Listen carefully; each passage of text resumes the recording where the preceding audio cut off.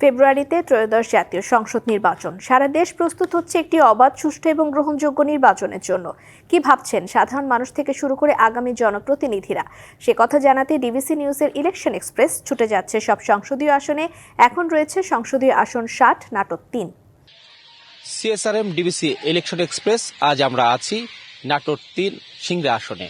এই আসনটিতে রয়েছেন ভোটার 3,08,000 এবং নারী এবং পুরুষ ভোটার এখানে প্রায় সমান সমান।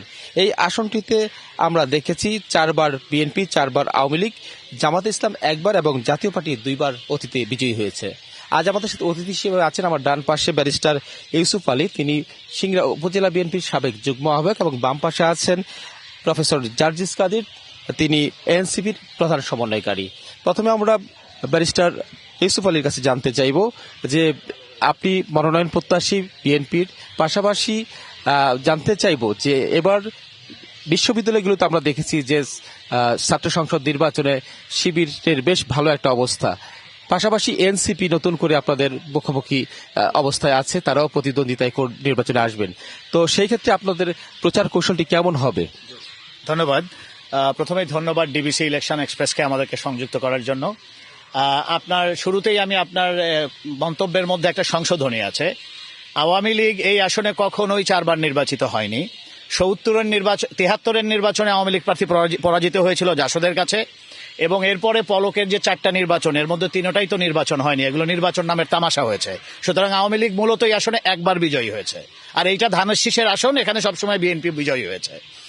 ইউনিভার্সিটিগুলোর পরাজয়ের যে প্রশ্ন তুলেছেন, এটা একেবারেই ইররিলেভেন্ট। কেন আমি আপনাকে বলি, ইউনিভার্সিটিগুলোতে ছাত্র শিবির কিন্তু মূলত মিশে গিয়ে তারা আন্দোলন করেছে পরে বেরোয় এসে। কিন্তু আপনি নাটোর 3-এ যদি আসেন, আমার সিংড়ায় যদি আসেন, বা অন্যান্য আসনগুলোতে যদি যান, তাহলে দেখবেন যে এখানে কিন্তু বিএনপি নেতারাই কিন্তু এই ফ্যাসিস্টের বিরুদ্ধে আন্দোলন করেছে, তারাই মার খেয়েছে, তারাই আহত হয়েছে, তারাই জেলে গেছে, শত শত মামলা হয়েছে বিএনপি নেতাদের বিরুদ্ধে। অর্থাৎ ফ্যাসিস্ট বিরোধী যে আন্দোলন, সেই আন্দোলনের মূল শক্তি এবং চাবিকাঠি কিন্তু বিএনপি নেতাদের হাতে ছিল। এই গ্রাসরুটস লেভেলে আপনি যেখানেই যাবেন এই বাস্তবতা। আর ইউনিভার্সিটিগুলোতে কিন্তু কি হয়েছে, শিবিরের নেতারা তাদের পরিচয় গোপন করে ছাত্রলীগে যেমন ঝুঁকেছিল, তারপর বেরোয় এসে তারা আবার আন্দোলনে নেতৃত্ব দিয়েছে। সুতরাং ইউনিভার্সিটিকে এখানে রেপ্লিকা করা যাবে না। এখানকার কি পরিবেশ? এখানকার পরিবেশ হচ্ছে এই আমার চলন বিলের পা ফাটা মানুষ সবাই জানে যে এখানে আমরাই নেতৃত্ব দিয়েছি এই ফেসিস্টকে পরিবর্তন করার জন্য, এবং আমাদেরকেই তারা সামনে দেখেছে। সুতরাং এইখানে কিন্তু ওইটা আসবে না, এখানে কিন্তু মানুষ ধানের শীষেই ভোট দেবে, তারা দেখেছে। ধন্যবাদ আপনাকে। প্রফেসর জার্জিস কাদির আছেন এনসিপির প্রধান সমন্বয়কারী নাটোর জেলার। এনসিপির কি অবস্থা নির্বাচন নিয়ে? এখনো প্রতীক পায়নি, সেক্ষেত্রে তারা আপনারা কিভাবে আগাচ্ছেন, জনগণের কাছে কিভাবে যাচ্ছেন? আপনাকে ধন্যবাদ। আপনার একটি বিষয়ে খুব ভালোভাবে স্মরণে রাখা দরকার, এবং পুরো বাংলাদেশের সমস্ত জনগোষ্ঠীর যেটা স্মরণে এবং বিবেকে সবসময় সক্রিয় রাখা দরকার, সেটি হলো এই যে 16 বছরের যে দুঃশাসন এবং 16 বছরে যে আন্দোলন সংগ্রাম বিভিন্ন রাজনৈতিক দল, বিশেষ করে বিএনপি সহ, সে আন্দোলনের পরেও কিন্তু কোনো সাফল্য আসেনি। এরপরে 24শে যে জুলাই আমাদের ছাত্র গণ অভ্যুত্থান, সেই গণ অভ্যুত্থানে ছাত্রদের ডাকে কিন্তু সর্বপ্রথম বেরিয়ে এসেছিল ছাত্ররা রাজপথে, এবং রাজপথে রক্ত ভিজিয়ে, রক্তের উপর দাঁড়িয়ে তারা আমাদের যে অবরুদ্ধ স্বাধীনতা যা ছিল হচ্ছে গণভবনে আবদ্ধ, সেটাকে মুক্ত করে মুক্তির ঝান্ডা নিয়ে ওই রক্তের উপর কেমন পরিবেশ সেটাতেই যাচ্ছে, এবং ওই রক্তের উপর দাঁড়িয়ে কিন্তু এনসিপির জন্ম হয়েছে। এনসিপি কেবলমাত্র একটি ফ্যাসিবাদ সরকারের বিদায় করেনি, এনসিপি চায় যে ফ্যাসিবাদী সিস্টেমটাকে বিলোপ সাধন করা। যার ফলে এখন পর্যন্ত আমাদের প্রধান কনসেন্ট্রেশন হচ্ছে যে কিভাবে আমাদের রাষ্ট্রীয় সংস্কারগুলো হবে, স্টেট মেশিনারিকে কিভাবে প্রস্তুত করা হবে, কি করলে এ দেশের মালিক হবে জনগণ, এ দেশের মালিক হবে নাগরিক, এ দেশের যে শিক্ষার্থী প্রজন্ম, তরুণ প্রজন্ম, তাদের অধিকার প্রতিষ্ঠিত হবে, এবং কখনোই রাজপথে ছাত্রদের রক্ত আর ঝরবে না।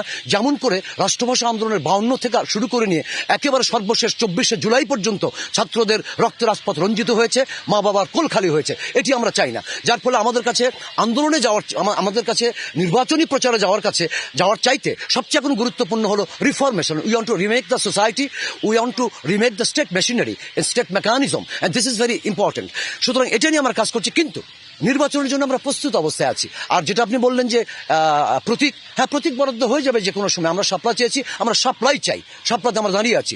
শাপলা যদি শেষ পর্যন্ত না হয় তাহলে আমরা কি করবো সেটা আমরা পরবর্তীতে ভেবে দেখবো, কিন্তু আমরা শাপলাই চাই এবং শাপলা নিয়ে। ধন্যবাদ। সিএসআরএম ডিবিসি ইলেকশন এক্সপ্রেস, আজ আমরা আছি নাটোরের সিংড়ায়। এর পরের খবর দেখতে চোখ রাখুন সন্ধ্যা 7টায়, তখন নতুন কোনো অতিথির সঙ্গে আমরা আবার এই নির্বাচন নিয়ে আলাপ করব।